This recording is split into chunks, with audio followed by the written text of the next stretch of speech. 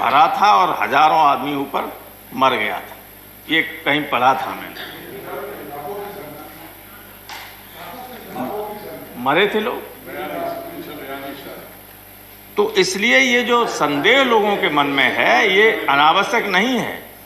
और आपने आरोप लगा दिया कि विपक्ष ने किसानों को गुमराह कर दिया है। हर चीज में राजनीति करने की आवश्यकता नहीं है। जो सूरज के रोशनी की तरह साफ चीज हो उसके लिए भी ये कहो कि ये तो भाई ऐसा नहीं ऐसा है, तो कौन मान लेगा उसको। आपने कहा कि किसानों ने गुमराह कर दिया। और एक चीज नहीं, हर चीज में आपने कल देखा होगा, बाद में अधिकारियों को बैकफुट पे जाना पड़ा कि दिल्ली में सादरा पुलिस ने स्टील की लाठियां मंगाई। स्टील की लाठियां जब वो कुछ चैनलों ने दिखा दी तो अधिकारियों ने स्पष्टीकरण दिया कि हमें नहीं मालूम था, कुछ लोकल अधिकारियों ने बना दी थी, बाद में उनको विड्रॉ कर लिया गया। किसानों के लिए स्टील की लाठियां, कभी दुश्मनों के लिए बॉर्डर पे स्टील की नहीं जरूरत पड़ी, लाठी की जरूरत, लेकिन यहाँ स्टील की लाठी मंगा ली थी। तो क्या ये दुश्मन हैं जो देश को खिलाते हैं? पंजाब का एक शानदार इतिहास है, अतीत है। अगर पंजाब इतनी बड़े पैमाने, अब तो देश के दूसरे हिस्सों में भी बहुत बढ़िया खेती होने लगी, लेकिन एक स्थिति ऐसी थी जिसमें देश के बड़े हिस्से को खिलाने पिलाने का काम पंजाब करता था। देश की सीमाओं पर बड़े पैमाने पर उनके घरों से जाने वाले लड़के हैं। और मैं ये आप भी जानते हैं और हम सब जानते हैं कि जितने किसान परिवारों के लोग हैं वे न केवल खेती पैदा करके लोगों के पेट भरने का काम करते हैं, बल्कि हमारी पुलिस और सेना में जो लोग हैं, बॉर्डर पर जो सीमाओं की रक्षा करते हैं, देश में जो लॉ एंड ऑर्डर को बनाए रखने का काम करते हैं, वे जवान भी इन्हीं किसानों के परिवारों से आते हैं।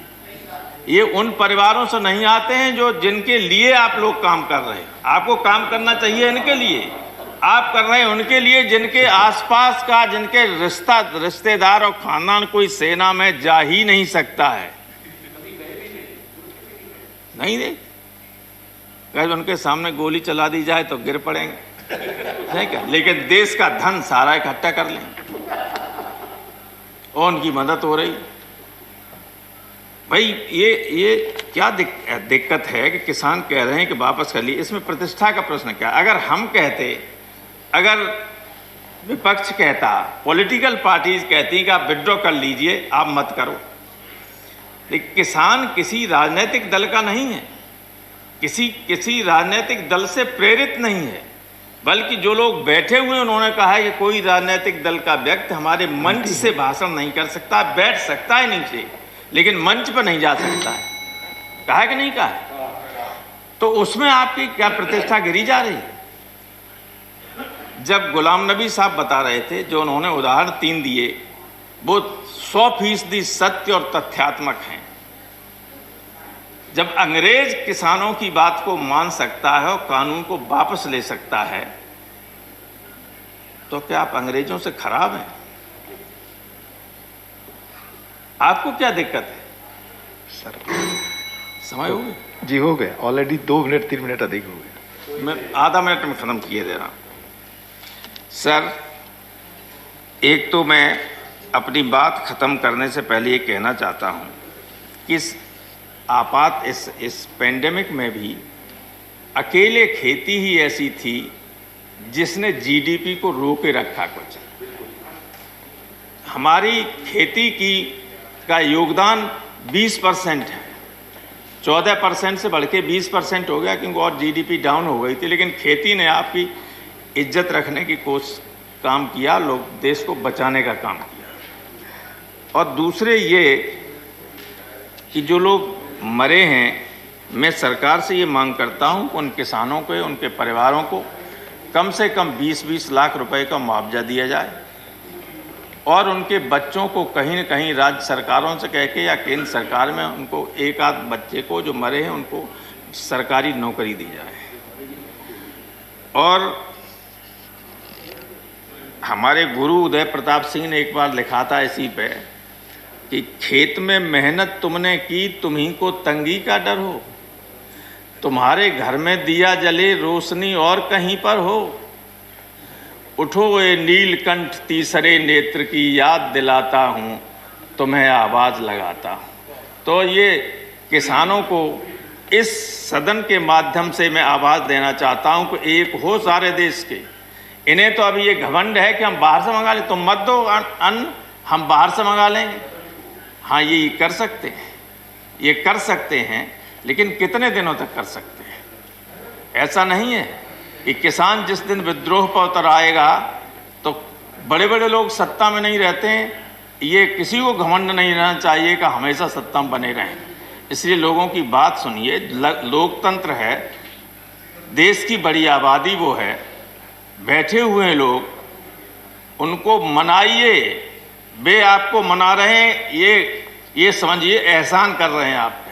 आप उनसे कहिए आप जाइए, हम ये विड्रॉ करेंगे बिल और नए बिल लाएंगे जिसमें उनसे भी पूछा जाएगा, उनके संगठनों से पूछा जाएगा और उसके हिसाब से संशोधित कानून लाए जाएंगे। बहुत बहुत धन्यवाद। धन्यवाद, धन्यवाद प्रोफेसर राम गोपाल जी। श्री रामचंद्र प्रसाद सिंह जी। धन्यवाद उपसभापति महोदय। भुवनेश्वर कलिता जी ने और विजयपाल तोमर साहब ने जो प्रस्ताव आया उसका अनुमोदन किया, और जो राष्ट्रपति जी के अभिभाषण पर चर्चा हो रही है, राष्ट्रपति जी के प्रति आभार व्यक्त करता हूं और समर्थन करता हूं जिन्होंने अभिभाषण दिया। मैं सुन रहा था, गुलाम नबी आज़ाद जी बोल रहे थे। मैं चूँकि इतिहास का विद्यार्थी हूँ, मैं बोलता नहीं, मैं कुछ और सोच के आया था, लेकिन चूँकि आपने छेड़ दिया तो मुझे लगा कि इतिहास को ठीक कर देना चाहिए। आपने शुरुआत की कि जो किसान के आंदोलन हुए, जो हमारे स्वतंत्रता आंदोलन के दौरान हुए, उसमें हमारा बिहार, इसकी चर्चा आपने किया, चंपारण। तो मैं चाहूँगा कि एक कंपैरिजन होना चाहिए। जो चंपारण में सत्याग्रह उसमें हमारे किसानों ने किया, जिसमें पूज्य बापू ने नेतृत्व दिया, उसमें इशूज क्या थे और आज जो है वो क्या इशू है, कंपैरिजन होना चाहिए। उसमें इशू क्या थे? उसमें इशू था 3 कठिया जो खेती करवा रहे थे, जो आप चर्चा कर रहे थे, नील की खेती। जबरदस्ती जो किसान गन्ना उपजाते थे, धान की खेती करते थे और भी चीज़ों की खेती करते थे, उनको जबरदस्ती कि अगर 1 बीघा 20 कट्ठा हम लोग कहते हैं, उसमें से 3 कट्ठा मैंडेटरी आपके लिए ये नील का उत्पादन करना पड़ेगा, खर्च भी आपको अपना ही देना पड़ेगा। आप जरा मुझे बता दीजिए, ये तीनों जो बिल हैं, इसमें कहीं भी इसकी चर्चा है कि किसान सरकार के द्वारा बताए गए जा रहे किसी भी चीज की खेती करे? बता दें किसी में अगर, तो कैसे इसको चंपारण से हम इसकी तुलना करेंगे? नहीं कर सकते, बिल्कुल इशू डिफरेंट है। आप आइए, दूसरे इशू पर आप आइए। आपने खेड़ा का उदाहरण दिया, हम आएंगे उस पर, हम आएंगे। हम इशूज पर हैं, हम इशू कंपैरिजन पर में, हम कंपैरिजन पर हैं, हम उस पर नहीं है। हम हिस्टोरिकल फैक्ट्स पर हम आ रहे हैं। आप आइए खेड़ा, आप आइए खेड़ा आंदोलन में आइए, आप आइए बारदोली में, जहां हमारे बापू, पूज्य बापू और सरदार वल्लभ भाई पटेल, उनका नेतृत्व रहा। क्या था इशूज क्या था? लगान का इशू था। जरा बता दीजिए, तीनों बिल में कहीं लगान का कोई इशू है? क्या कंपेयर कर रहे हैं? बोलने दीजिए। कंपेयर क्या कर रहे हैं जो बता दीजिए। नहीं, इशू जो है क्या है? देखिए इशू देखिए, लगान का इशू नहीं है। आप साफ आइए इस पर अब जरा। चर्चा कर रहे थे, बहुत मुस्कुरा के बोल रहे थे दिग्विजय बाबू कि बिहार में मंडी नहीं है। ये भी रामगोपाल जी बोल रहे थे ना, मैं बिहार में भी देखा हूं मंडियों की स्थिति, और उत्तर प्रदेश में भी मैंने देखा है। उत्तर प्रदेश में मैं ज्वाइंट सेक्रेटरी अपॉइंटमेंट था, रामगोपाल जी जानते हैं।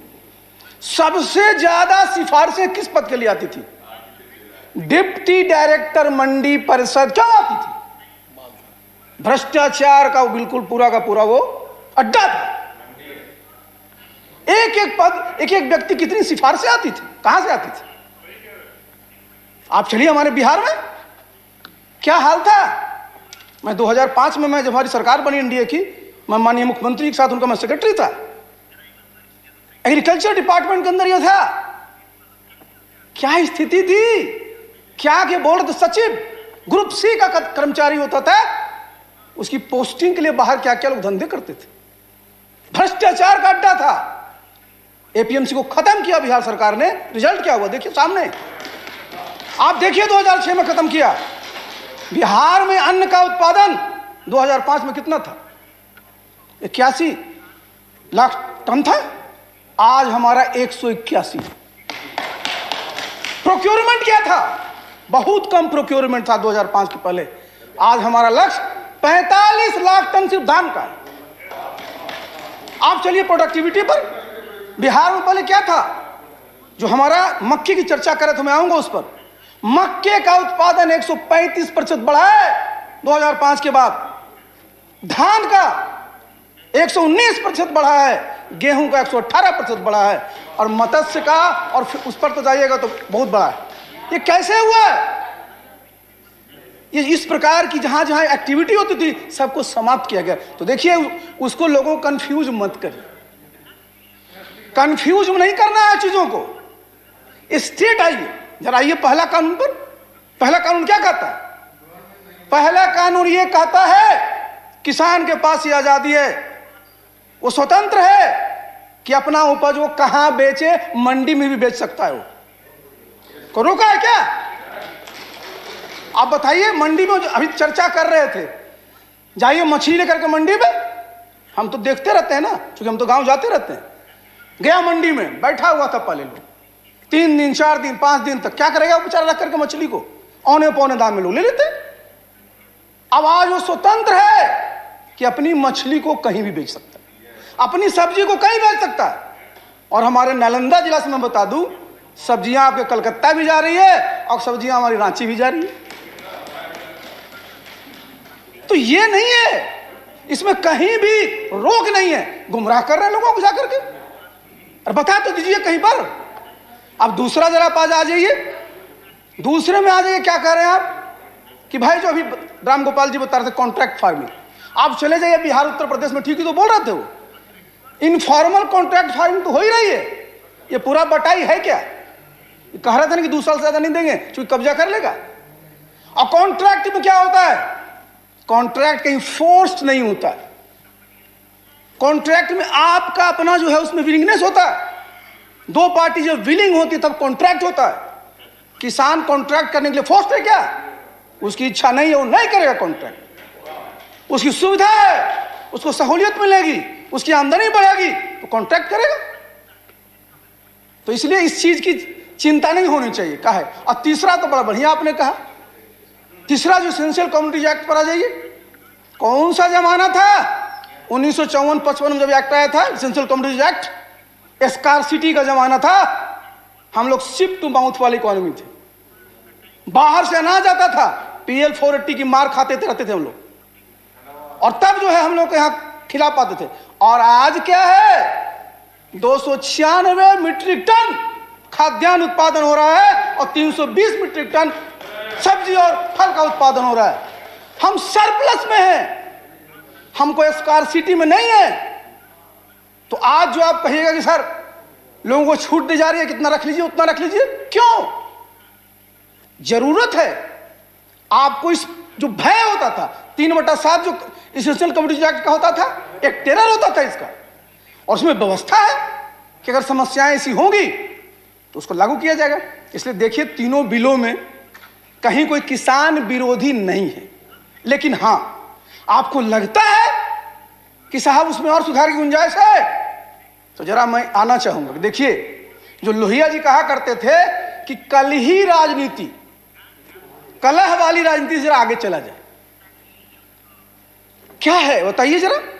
सरकार ने बिल एक्ट बना दिए, सुप्रीम कोर्ट में लोग गए, सुप्रीम कोर्ट ने आदेश दिया।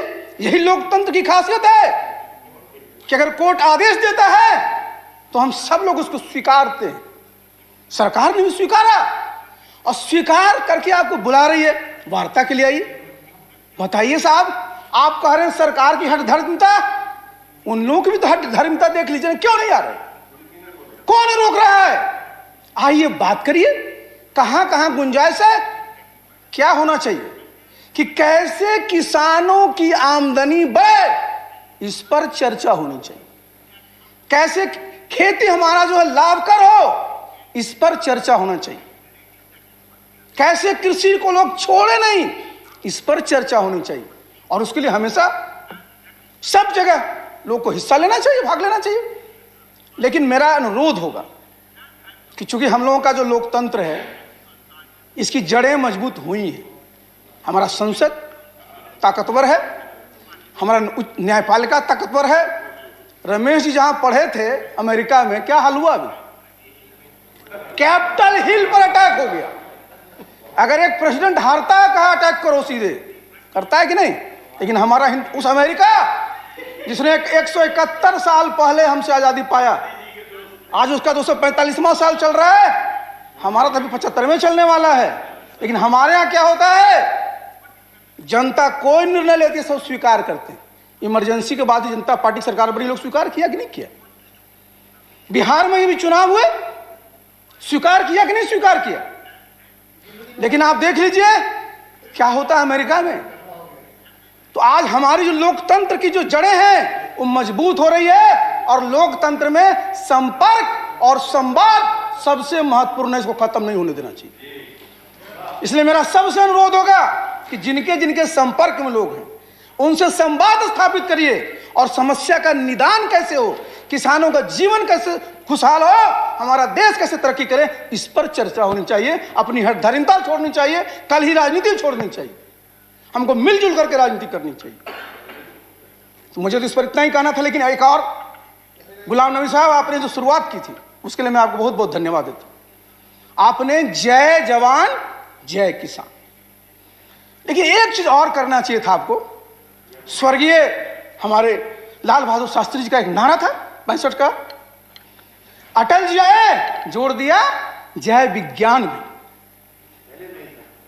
देखिए, जय किसान, जय जवान, जय किसान, जय विज्ञान।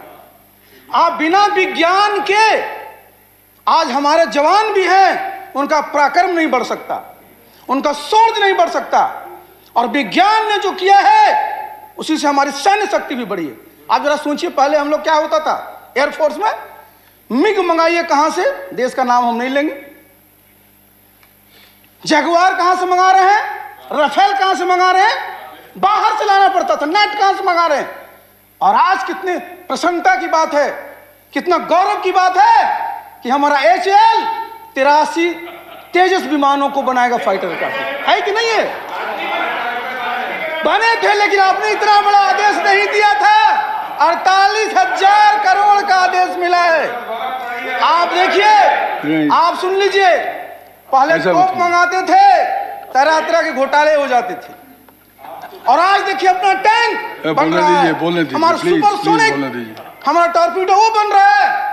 पहले तो हम लोग 303 से ही काम चलाते रहते थे, आज आप देखिए इंसास है, और भी अच्छी अच्छी हमारी बंदूक राइफलें बन रही हैं।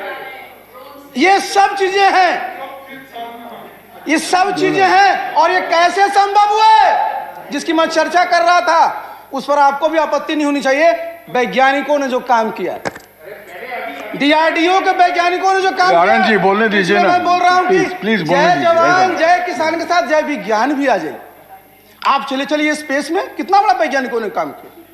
आज भाई गगनयान 3 है, आप जहां भी जा रहे हैं, पहली बार जो छोटे छोटे हमारे मिसाइल के लॉन्चर कर लेके अपने स्पेस के लगाए अपने यहाँ। पहले हमको दूसरे देश में देखना पड़ता था।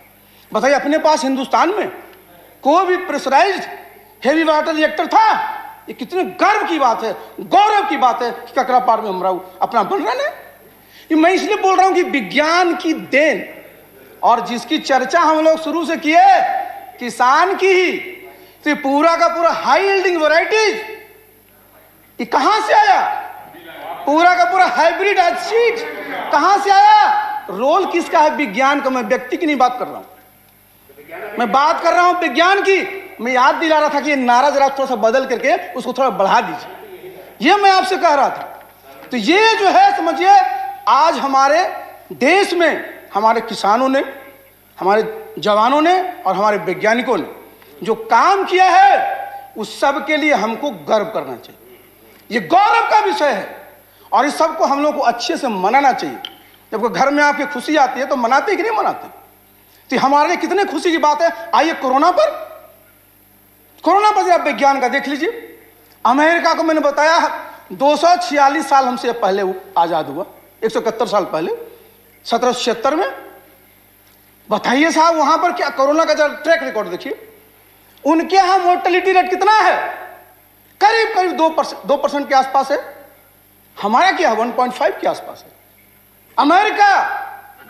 अमेरिका की आबादी 30 करोड़, हिंदुस्तान 130 करोड़, वहां 2.69 करोड़ लोग संक्रमित हुए। हमारे यहां भी हुआ, लेकिन 1.07 करोड़ ही है हमारे। ये जरा देख लीजिए उनके यहां सुन लीजिए जरा, अमेरिका का ज्यादा याद करते हैं। उनका क्या है रिकवरी रेट? 64%। अपना रिकवरी रेट 97%। और जिसको सबसे ज्यादा आप लोग कोस रहे थे बिहार को कि कोरोना में तो बिहार पहले हो जाएगा, क्या हुआ? बिहार में क्या है? बिहार में जो मोर्टेलिटी रेट है 0.5% है। पूरा का पूरा हमारे 24 लाख जो हमारे बिहार से बाहर के श्रमिक आए, सबको हम लोगों ने देखभाल किया और 10,000 करोड़ रुपए हमारे सरकार ने, केंद्र सरकार के अतिरिक्त खर्च किया इन सब की करने के लिए। आइए आप देखिए, वैक्सीन की हम लोग चर्चा कर रहे हैं, जरा देखिए इतिहास। ब्लैक डेथ आया था ना, आप सब लोग जानते हैं ब्लैक डेथ में कितनी मौतें हुई थी। ब्लैक, जिसको प्लेग कहते हैं, कितने वर्षों के बाद, 567 साल के बाद उसका वैक्सीन आया। आज भी प्लेग खत्म नहीं हुआ। अभी पिछले साल में मेडागास्कर में भी ये आ गया था आपको प्लेग। लेकिन आज आप देखिए अपने देश में साल भर के अंदर आपके पास वैक्सीन है। आप स्मॉल पॉक्स को देख लीजिए। स्मॉल पॉक्स मेक्सिको में कब आया? 1530 में। उसका जो है, उसके भी जो वैक्सीन आने में कितने साल लग गए? और यूनाइटेड नेशंस को कितना साल लगा? 1979 में दुनिया से हमारा खत्म हो गया वायरस स्मॉल पॉक्स का। लेकिन चिकन पॉक्स अभी भी है, इसलिए अपने बच्चों को टीके लगवाते हैं। लेकिन उसके भी आने में 100 साल से ज्यादा लगे साहब। कोलरा का 75 साल से ज्यादा लगा। लेकिन आज आप देखिए हमारा वैक्सीन साल भर के अंदर आ गया। और इसके लिए हम लोगों को देखिए गर्व होना चाहिए हमारे साइंटिस्टों के ऊपर। और आप देखिए हमारा वैक्सीन की कीमत क्या है। अभी जिसकी चर्चा कर रहे थे कोविशील्ड, जो सीरम इंस्टीट्यूट का 200 रुपया पर डोज, 2 डोज देने हैं 400 रुपये लगेंगे। आप आइए, जो हमारा दूसरा वाला जो है कोवैक्सीन, 295 रुपये, 2 डोज देंगे 600 रुपये से कम। जरा चलिए उनके पास जहां रमेश जी पढ़ते थे, चलिए वहां, उनका वैक्सीन फाइजर कितना का है, मॉडर्ना 37 से लेकर के $40, कितना हुआ? 2500। हमारे साइंटिस्टों ने जो बनाया है वैक्सीन, इसकी एफिकेसी देखिए, इसकी कीमत देखिए। इसलिए हम सब लोगों को, हमारे साइंटिस्टों को सैल्यूट करना चाहिए और केंद्र सरकार को आपको धन्यवाद देना चाहिए। इसमें पार्टी पॉलिटिक्स से ऊपर उठिए कि जिस महामारी को जिस सफलता के साथ, नेतृत्व के साथ काम किया गया है, उस सब के लिए हम लोग को गौरव होना चाहिए। और अंत में साथ जो समाप्त मैं कर रहा हूं कि अपना देश का एक इतिहास रहा, गौरवशाली अतीत रहा है और आगे भी रहेगा रमेश जी। और इसके लिए हम सब लोगों को, जो हमारे देश का ताना बाना है, सामाजिक सद्भाव, सांप्रदायिक सौहार्द, इसको बनाए रखना है। जिससे कि जो कहता है ना, सारे जहां से अच्छा हिंदोस्तां हमारा वो कायम रहे। बहुत बहुत धन्यवाद। बहुत धन्यवाद। Shri Ila madam Karim ji.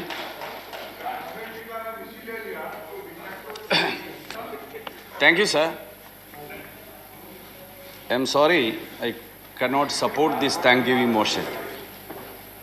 As we all know, the world is going through a very tough situation as the COVID-19 pandemic started its spread.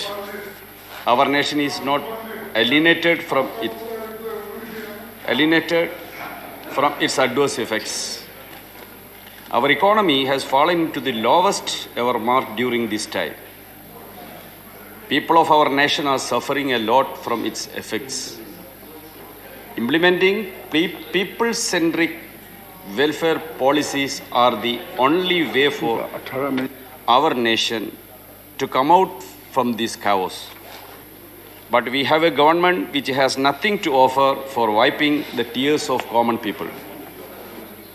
Sir, all of its policies are intended only to appease corporates and implements its communal agenda and thereby divide the people. I am sorry to say that address by the Honorable President has failed miserably in portraying the real picture of the present India. That is why I am opposing this motion. Today, India is witnessing the historic protest of the farmers against the 3 farm laws pushed by the union government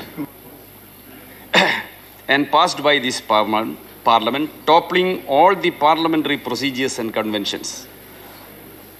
Braving intense repression in the midst of severe cold wave conditions, lakhs of farmers are gathered in different borders of Delhi and are continuing their peaceful protest since last 2 months. The call for this ongoing historic struggle was given by more than 500 Kisan organizations from all over the country under the banner of Samyukta Kisan Morcha. Many of us had opposed these agri laws and requested the government to refer these bills to select committee or parliamentary standing committee. It was rejected then by the government. The agri laws, they are being enacted in the parliament without proper consideration or taking into confidence of the opposition parties.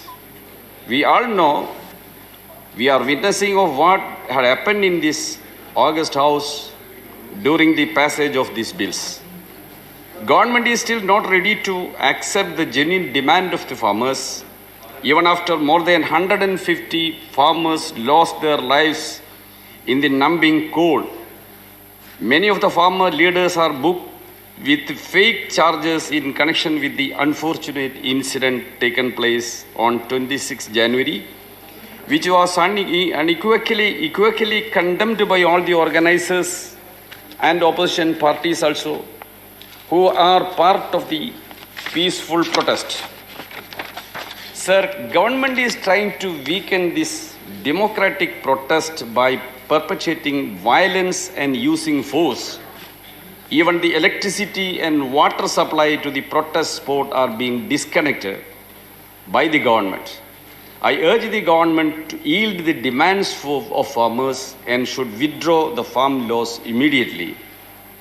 BJP, through its state governments in Uttar Pradesh, Madhya Pradesh, Haryana, Karnataka, and in Delhi, where the police is under Union Home Ministry, has intensified attacks against those journalists who have been reporting truthfully the events connected with the farmers' protest. Such efforts to intimidate and terrorize journalists has been going on for some time under the BJP administrations in many cases. Since January 28th, FIRs have been filed against 9 Indian journalists on charges of sedition and 9 others provisions of law, including promoting communal disharmony, insulting religious beliefs, assertions prejudicial to national integration, etc., etc. Reputed senior journalists and parliament member like Shashi Tharoor have been slipped with these charges on the basis of their personal tweets and social media. This is reprehensible and remarks and smacks of efforts of browbeat, intimidate and harass the media. Once again, I would like to mention about our economic situation. Contrary to all propaganda and spin by the government of economic rebound, the reality is the GDP contraction continues to plunge and is now, according to the official data, is minus 7.7 whole for the fiscal year of 2021. Even now, this government is continuing with its fake propaganda of growing economy and 5 trillion economy.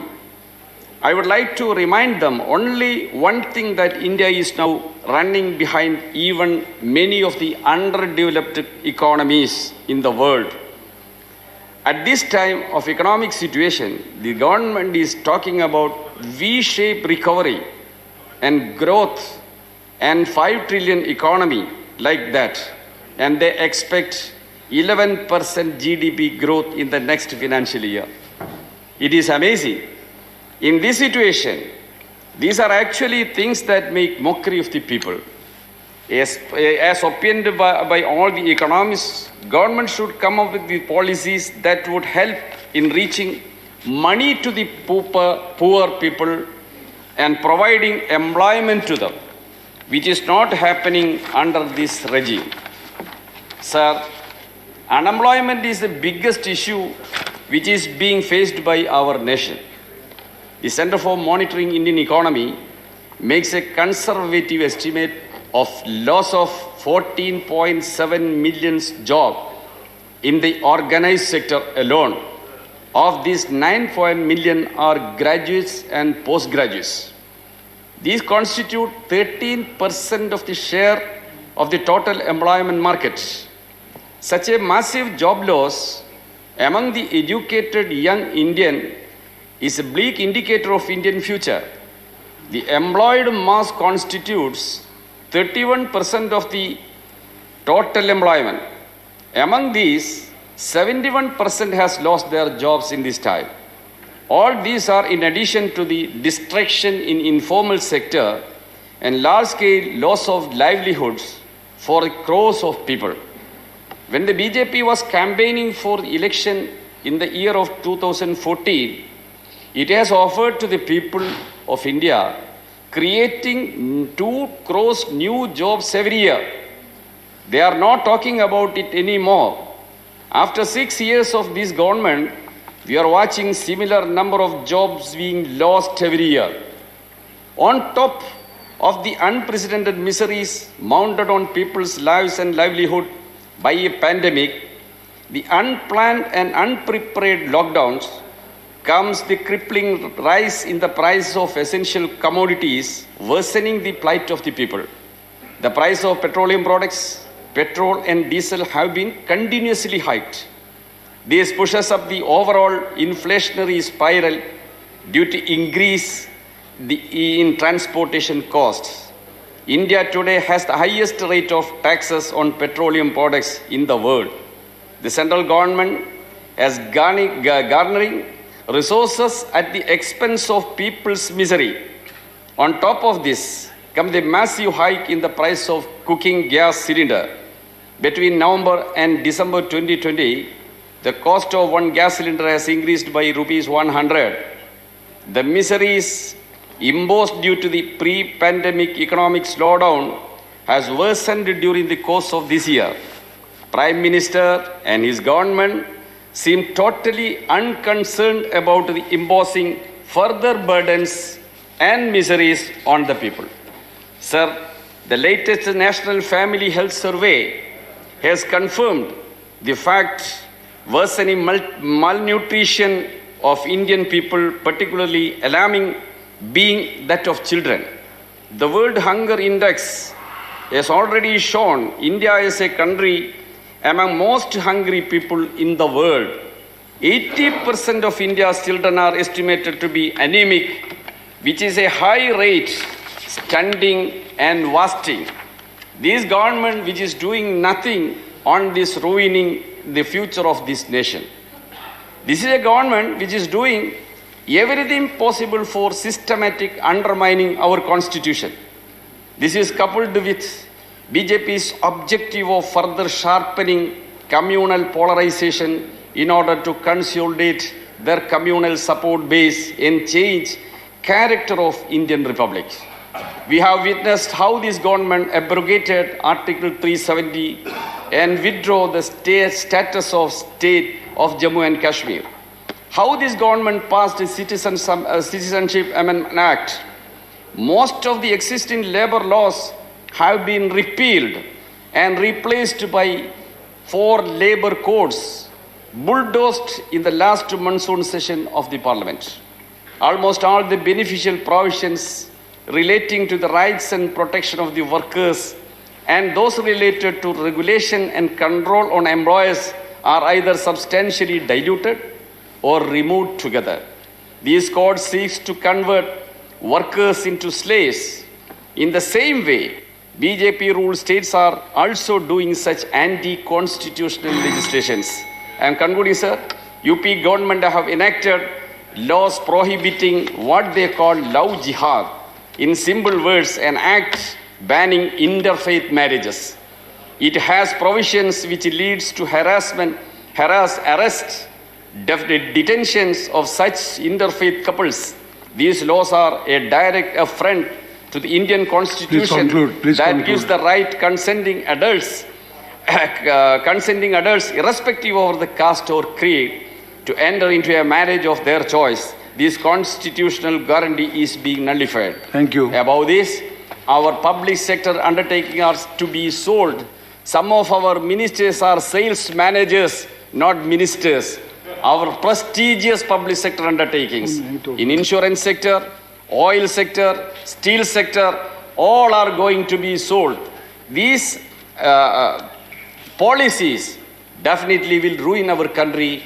Nothing of the people's concern has not reflected in the speech of Honorable Rashtrapati. So the thanksgiving once more opposed. Thank you. Thank you. The House stands adjourned.